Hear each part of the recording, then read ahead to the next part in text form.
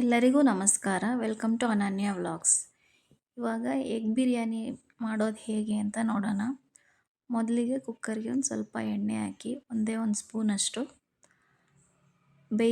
ಮೊಟ್ಟೆನ ಬೇಯಿಸ್ಕೊಂಡು ಅದನ್ನು ಸ್ವಲ್ಪ ಮಧ್ಯೆ ಮಧ್ಯೆ ಕಟ್ಸಾಕಿ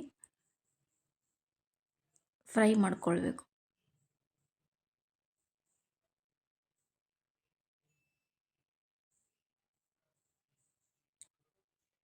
ಕಟ್ಸಾಕಿಲ್ಲ ಅಂದರೆ ಅದು ಸಿಡಿಯೋ ಚಾನ್ಸಸ್ ಇರುತ್ತೆ. ಅದಕ್ಕೆ ಸ್ವಲ್ಪ ಮಧ್ಯ ಮಧ್ಯ ಕಟ್ಸಾಕಿ ಸ್ವಲ್ಪ ಅರಿಶಿನ ಹಾಕಿ ಸ್ವಲ್ಪ ಫ್ರೈ ಮಾಡ್ಕೋಬೇಕು.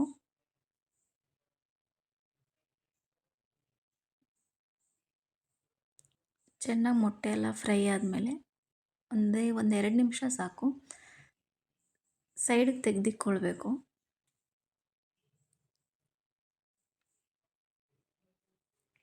ಅದೇ ಕುಕ್ಕರ್ಗೆ ಸ್ವಲ್ಪ ತುಪ್ಪ, ಇನ್ನೊಂದು ಸ್ಪೂನಷ್ಟು ಎಣ್ಣೆ ಹಾಕಿ,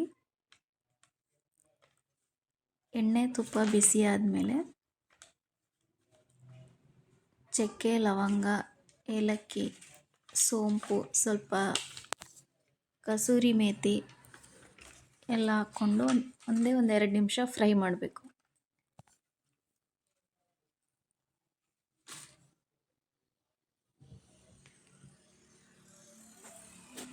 ಚೆನ್ನಾಗಿ ಫ್ರೈ ಆದಮೇಲೆ ಹಸಿಮೆಣಸಿನ್ಕಾಯಿ, ಖಾರಕ್ಕೆ ಎಷ್ಟು ಬೇಕೋ ಅಷ್ಟು, ಸ್ವಲ್ಪ ಕಟ್ ಮಾಡಿರೋಂಥ ಪುದೀನ, ಕೊತ್ತಂಬರಿ, ಈರುಳ್ಳಿ,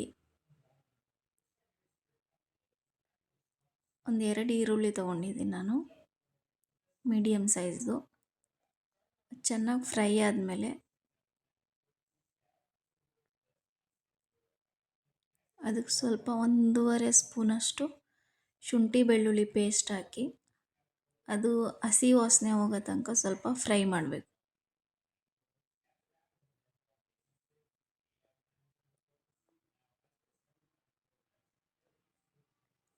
ಅದು ಫ್ರೈ ಆಗಿದ್ಮೇಲೆ ಸ್ವಲ್ಪ ಗರಂ ಮಸಾಲ, 2 ಸ್ಪೂನು ಧನಿಯಾ ಪುಡಿ,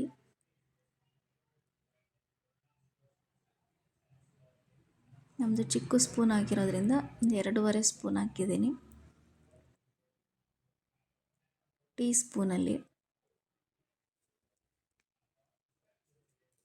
ಅದೆಲ್ಲ ಸ್ವಲ್ಪ ಫ್ರೈ ಆಗಬೇಕು ಮಸಾಲೆ.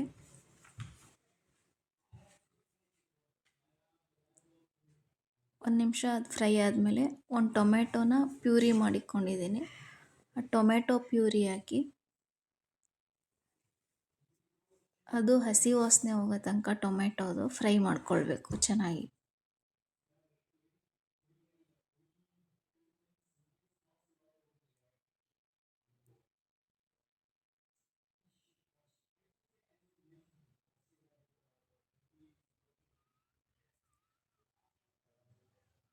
ಅದು ಸ್ವಲ್ಪ ಸೈಡಲ್ಲಿ ಎಣ್ಣೆ ಬಿಡೋ ತನಕ ಮಸಾಲೆ ಎಲ್ಲ ಸ್ವಲ್ಪ ಫ್ರೈ ಮಾಡ್ಕೊಳ್ಬೇಕು.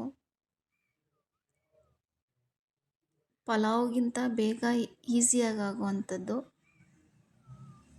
ಚೆನ್ನಾಗಿ ಎಣ್ಣೆ ಬಿಟ್ಟ ಮೇಲೆ ಇವಾಗ ನಾನು 1/4 ಲೋಟ ಅಷ್ಟು ಅಕ್ಕಿ ತೊಳೆದಿಟ್ಕೊಂಡಿದ್ದೀನಿ. ನಾನೇನು ನೆನೆಸ್ಕೊಂಡಿಟ್ಕೊಳ್ಳಲ್ಲ, ತೊಳೆದಿಟ್ಕೊಂಡಿದ್ದೀನಿ. ತೊಳೆದಿರೋ ಅಕ್ಕಿನ ಹಾಕಿ ಸ್ವಲ್ಪ ಫ್ರೈ ಮಾಡಬೇಕು.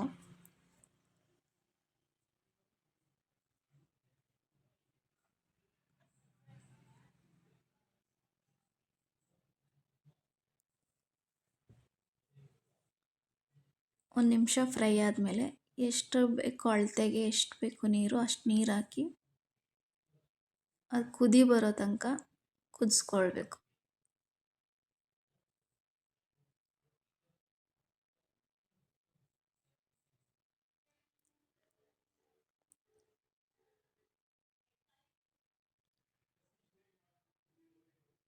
ರುಚಿಗೆ ತಕ್ಕಷ್ಟು ಉಪ್ಪು,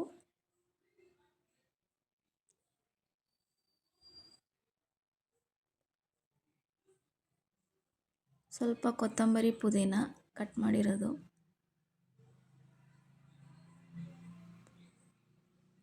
ಹಾಕಿ ಅದು ಕುದಿ ಬಂದಮೇಲೆ ಆಮೇಲೆ ಫ್ರೈ ಮಾಡ್ಕೊಂಡಿರೋ ಮೊಟ್ಟೆನ ಹಾಕಿ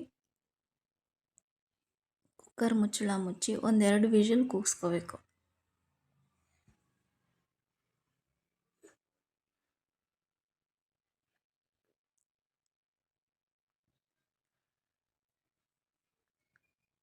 ಇವಾಗ 2 ವಿಷಿಲಾಗಿ ತಣ್ಣಗಾಗಿದೆ. ಇವಾಗ ನೋಡಿ ಎಷ್ಟು ಚೆನ್ನಾಗಿ ಉದುರುವಾಗಿ ಬಿಸಿ ಬಿಸಿಯಾದ ಎಗ್ ಬಿರಿಯಾನಿ ರೆಡಿ. ನಿಮಗೇನಾದರೂ ಈ ರೆಸಿಪಿ ಇಷ್ಟ ಆಗಿದರೆ ಪ್ಲೀಸ್ ಲೈಕ್ ಮಾಡಿ, ಸಪೋರ್ಟ್ ಮಾಡಿ, ನನ್ನ ಚಾನಲ್ನ ಸಬ್ಸ್ಕ್ರೈಬ್ ಮಾಡಿ. Thank you for watching.